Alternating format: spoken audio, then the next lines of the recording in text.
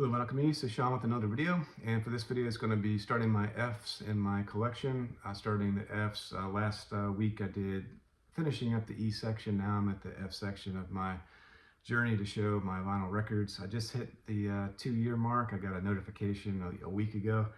My first video was 2 years ago. Had a lot of great people in the VC encouraged me with my channel, and still correspond with them today in the comments. And so grateful for the VC to be 2 years in the vinyl community. And my second video, I think, was started this series, second or third, with 10,000 Maniacs, and just now getting to the F section 2 years later. So slow going, but just I'm in it for, I'm not in a race, I suppose. Having said that, I hope to speed up these videos in the future, but with the work schedule, I don't see myself really being able to make more than one a week. It's a lot that goes into these videos, research and whatnot, and trying to make these videos at least somewhat decent. So I'll stop rambling and get started with this video here. I got 5 or 6 albums behind me, and each one of these is ranked very high for me personally. These are essential records for my collection, and I'll start off with The Farm. And this is Spartacus, and this band formed, I wrote down 1983, but it seems odd because this album is their debut and it's 1991. And Liverpool band formed in 1983. Peter Hooton, Steve Grimes, John Melvin, and Andy McVeigh. Andy McVeigh wasn't around to see this release. He died in a police car chase at the age of 21, tragically. But 4 albums total. Spartacus, 1991.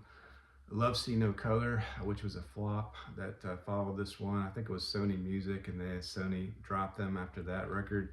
And then Hullabaloo, 1994, which I streamed, and I find that to be quite good record.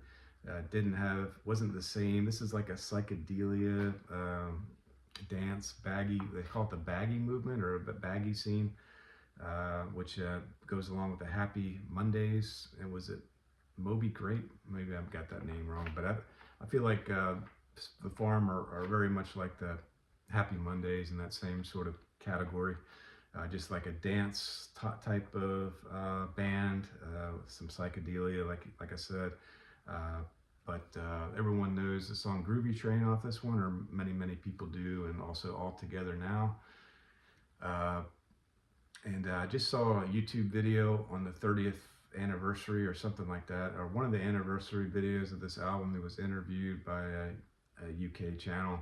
And Peter Hooton seems like a real friendly guy, nice down-to-earth personality, and enjoyed that video on YouTube. And my favorite songs off this one are not the Groovy Train and All Together Now. I feel like they kind of repeat the chorus too often. This in general, though, is a no-skip album for me. Personally, there's not a weak song on there, but I feel like it really hits its stride on side B with Family and Man. Tell a Story, and Very Emotional as being my favorite songs off this one, and just really love it, this album as a whole. And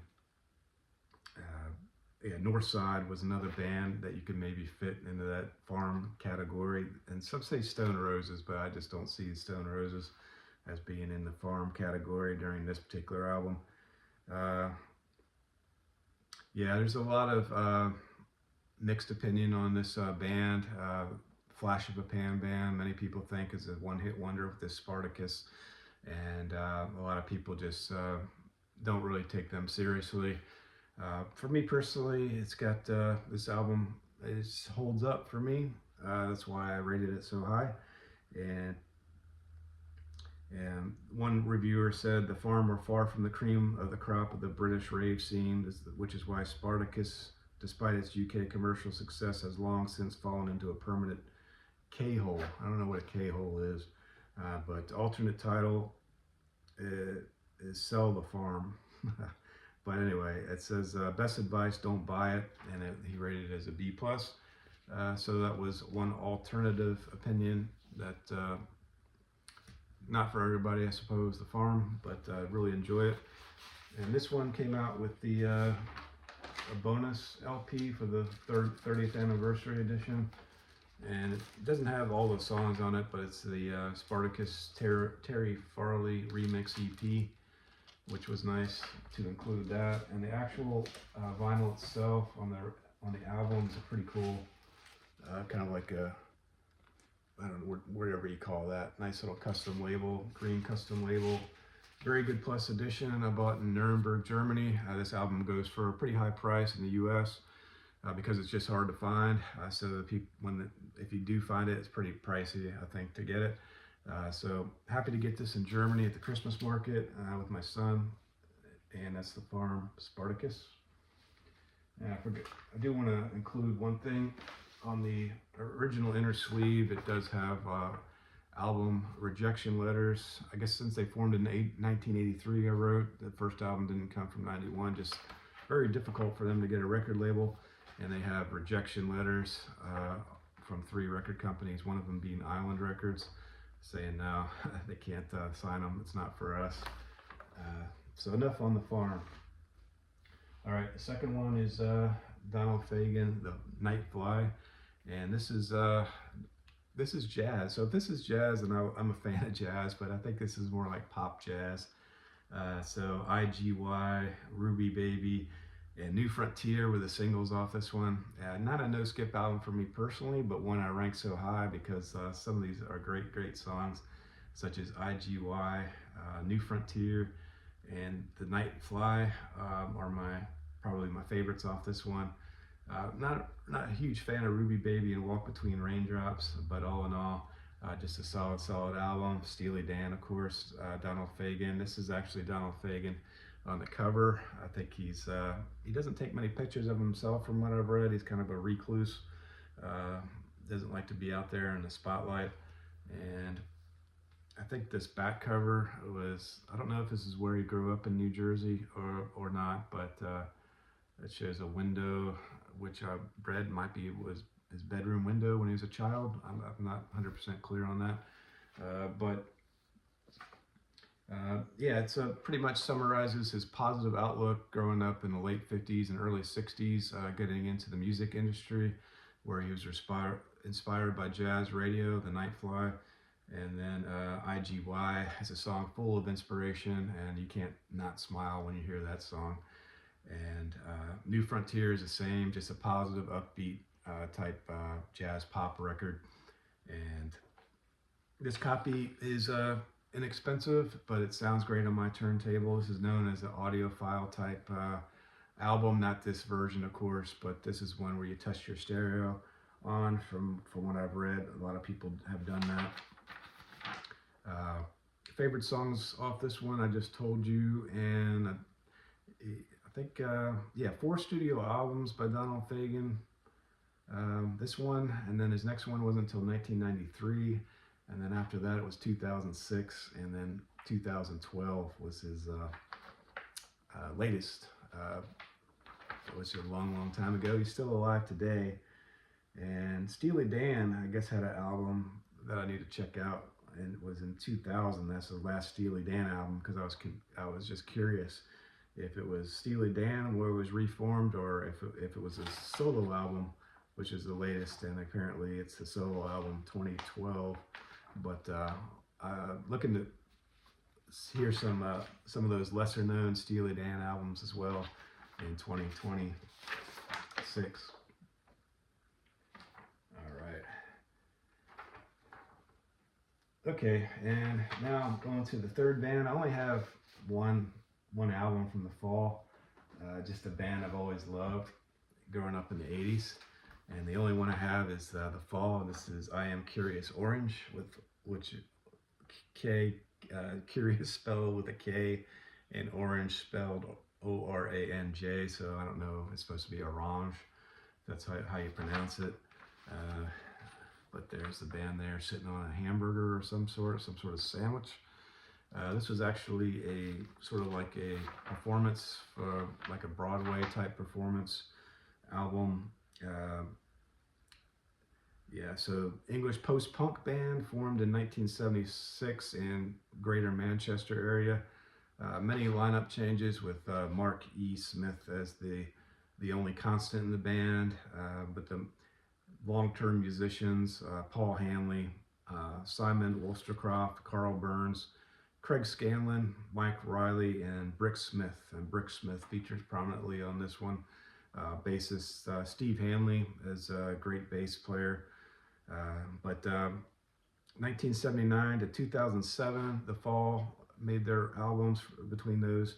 31 studio albums from this band, and the lead singer Smith died in 2018, and he's got the interesting vocal style, and he ends each or virtually every sentence with a consonant, the the a.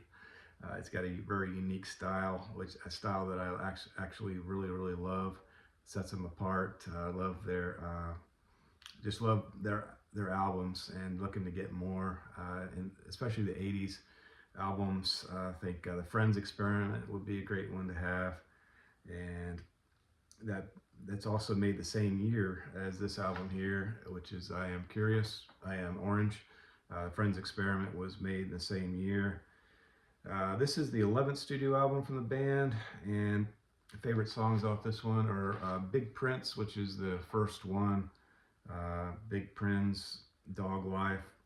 Dog Life / Jerusalem is a great song. My favorite, absolute favorite off this one is Van Plague, which for me gets a 10 out of 10.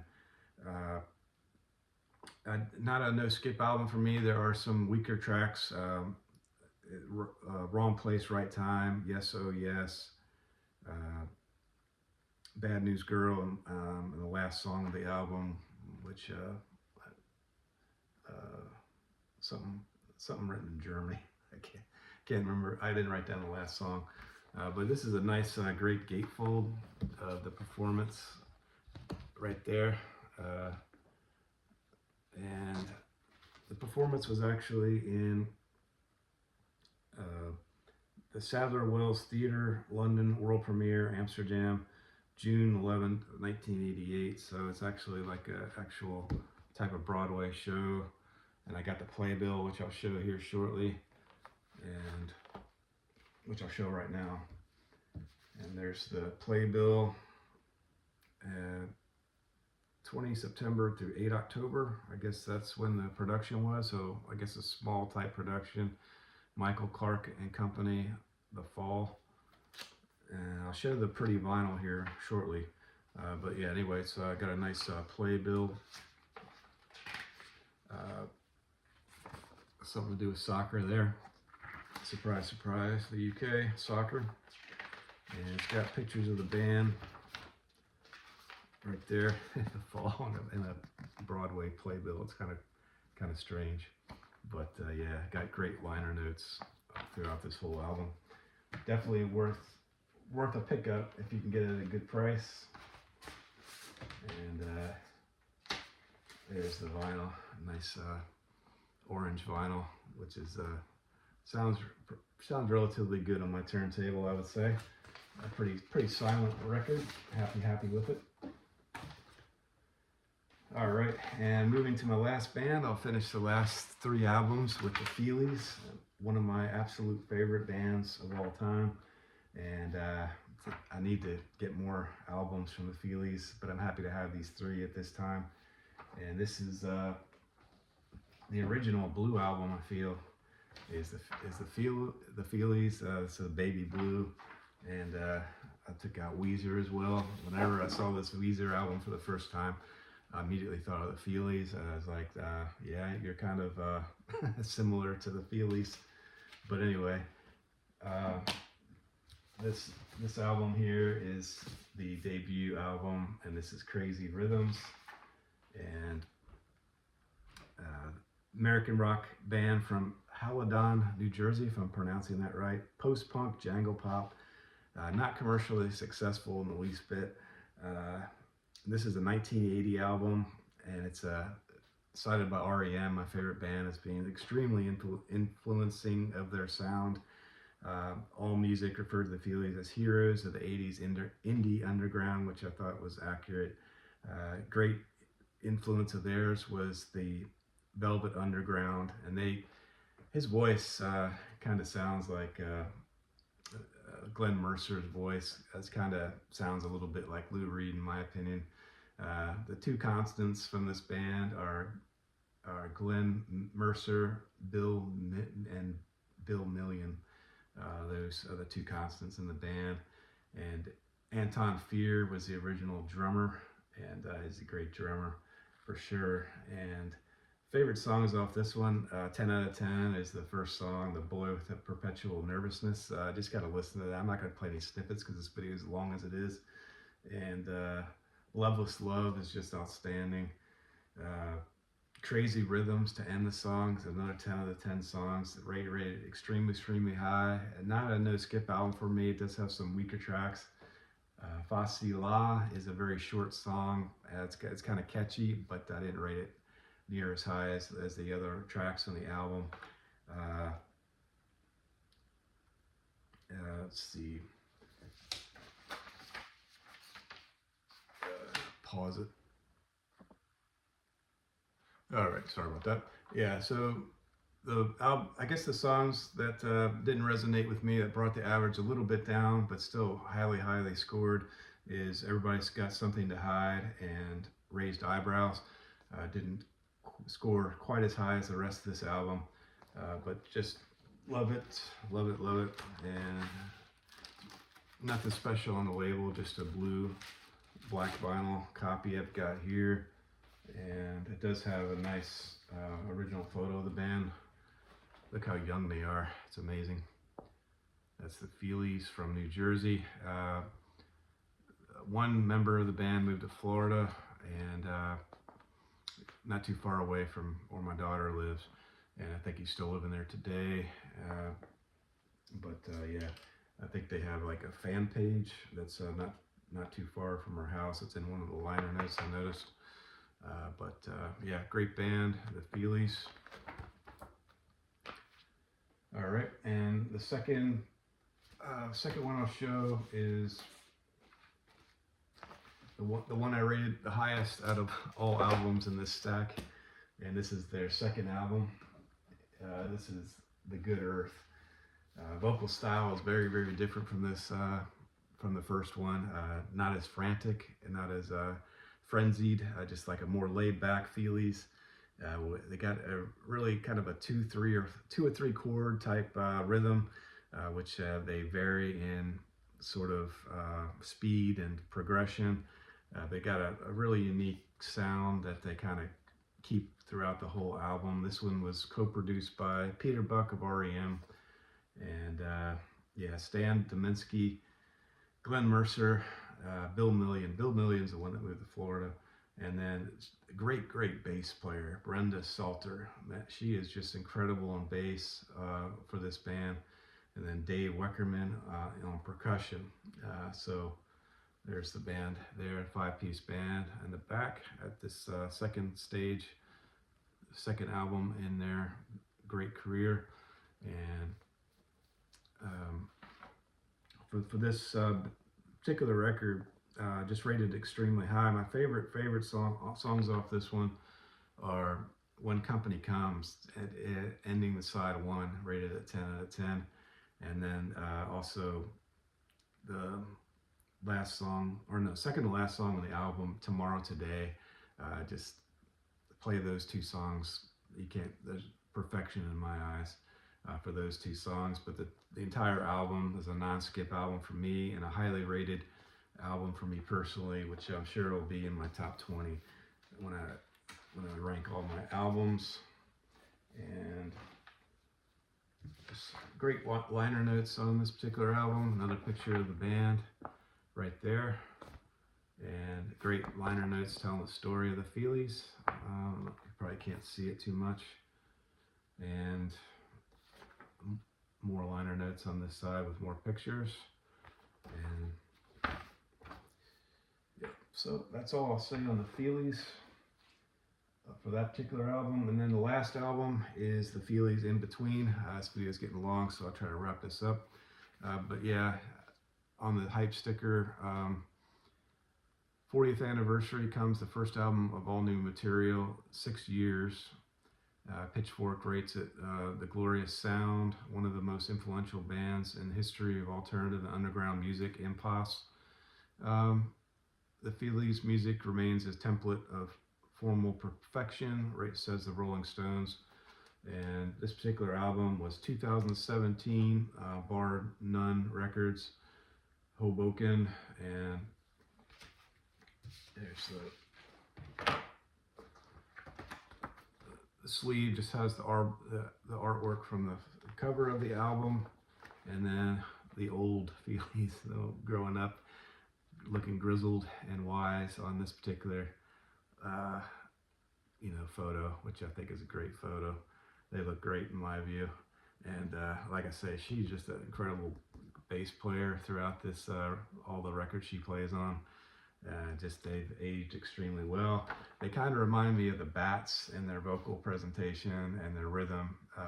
The Feelies, if you're a fan of the Bats, you will love the Feelies.